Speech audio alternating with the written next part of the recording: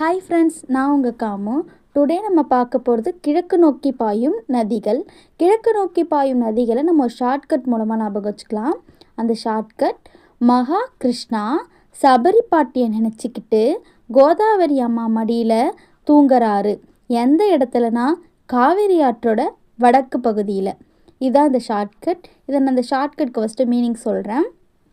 மகா கிருஷ்ணா அப்படின்னா மகாவிஷ்ணுன்னு தான் நம்ம சொல்லுவோம். அதை மகா கிருஷ்ணான்னு நான் இங்கே போட்டுக்கிட்டேன். சபரி பாட்டி, சபரின்றவங்க ராம அவதாரத்தில் கனிகளை தேர்ந்தெடுத்து ராமருக்கு கொடுத்தவங்க. அவங்க ரொம்ப வயதானவங்க, அதனால் அவங்கள பாட்டின்னு வச்சுப்போம்.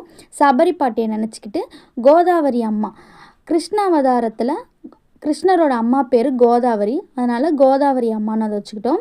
அவங்க மடியில் தூங்குறாரு. எந்த இடத்துல தூங்குறாருன்னா காவேரி ஆற்றோட வடக்கு பகுதியில் தூங்குறாரு. இதான் ஷார்ட்கட். இன்னொரு தடவை ஷார்ட்கட்டை சொல்கிறேன் ஃப்ரெண்ட்ஸ். மகா கிருஷ்ணா சபரி பாட்டியை நினச்சிக்கிட்டு கோதாவரி அம்மா மடியில் தூங்குறாரு. எந்த இடத்துலனா காவேரி ஆற்றோட வடக்கு பகுதியில். இதை மட்டும் ஞாபகம் வச்சுக்கோங்க ஃப்ரெண்ட்ஸ். இப்போ இதை டெப்த்தாக பார்க்கலாம்.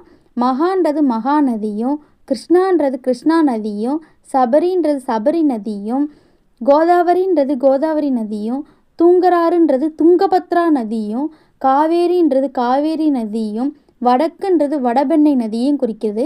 இந்த வீடியோ உங்களுக்கு யூஸ்ஃபுல்லாக இருக்கும்னு நினைக்கிறேன் ஃப்ரெண்ட்ஸ். இது போல் வீடியோஸ்க்கு நம்ம சேனலை சப்ஸ்கிரைப் பண்ணி சப்போர்ட் பண்ணுங்கள் ஃப்ரெண்ட்ஸ். தேங்க்யூ ஃபார் யுவர் வாட்சிங்.